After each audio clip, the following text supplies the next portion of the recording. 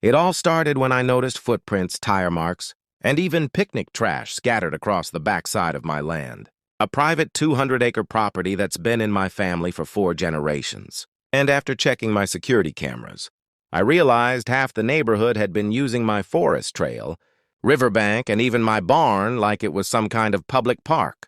And when I confronted the group one Saturday morning, they all pointed to the HOA president, Karen, who stood there smugly and said, "Well, you weren't using it? So we voted to open it for community recreation," as if she had the authority to vote on land that wasn't even inside the HOA boundaries. And the moment she said that, I already knew she'd made a life-ruining mistake because my land wasn't just private. It was protected under a conservation easement, meaning any unauthorized use could trigger massive penalties.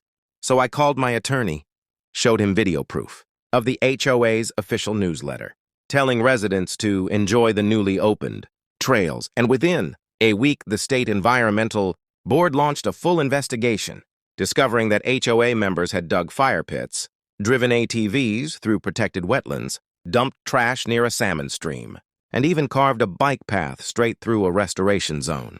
They tried to deny it, but the drone footage didn't lie, and when the state calculated the damages, the cleanup fees, and the penalties for violating a protected easement, the HOA board and every resident who trespassed were slapped with a combined $20 million in liability, and Karen nearly fainted when the judge told her she personally approved an illegal public access plan.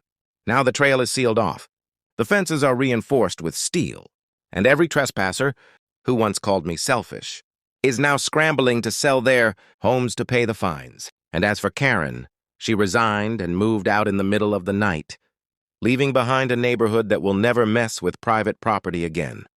And that's why you should always know who actually owns the land before you open your big entitled mouth. And if you love stories where HOA Karens get reality checked hard, make sure to subscribe for more chaos.